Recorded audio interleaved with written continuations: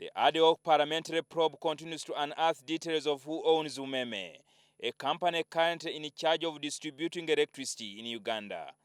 It emerged today that UMEME was registered on the 6th May 2004, and 11 days later, UMEME signed a concessional agreement to manage power distribution in Uganda. The committee has established that UMEME was contracted without competitive bidding, even when other companies had expressed interest. But UMEME managers claim that they acquired the contract on the recommendation of the then finance minister and the solicitor general. It was at a ministerial level. The Minister of Finance had to clear, through, of course, the solicitor general. Who was ESCOM? To us, this is very pertinent. Why? Because at one time there was a worker, an employee by the names of Paul Mary, who was an employee of ESCOM, came, led the disbandment of Uganda's company UEB. If one partner moves out of that consortium, it had to go back to government to give you that. Because otherwise it's like we're partnership for purposes of winning a tender. They claim that all this was done on an understanding that the company was to invest about $65 million into the sector.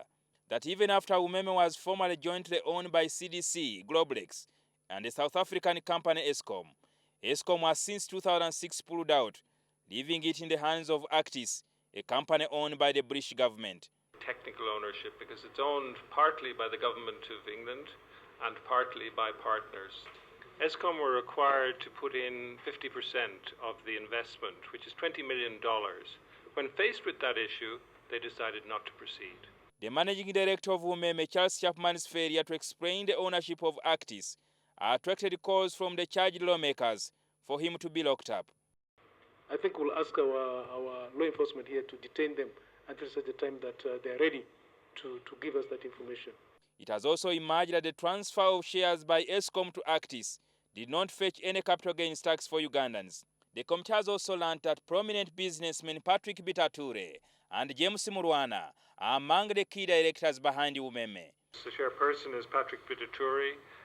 James Mulwana is our other major non-executive director. David Grills, who represents Actis, is a British director. Lawmakers also grilled officials on hefty salaries allegedly paid to top managers of UMEME. Willing to provide that information to the committee in camera for commercial reasons and privacy of the individuals involved. The MPs claim that they are in possession of information that some of the top managers earn over 300 million shillings per month.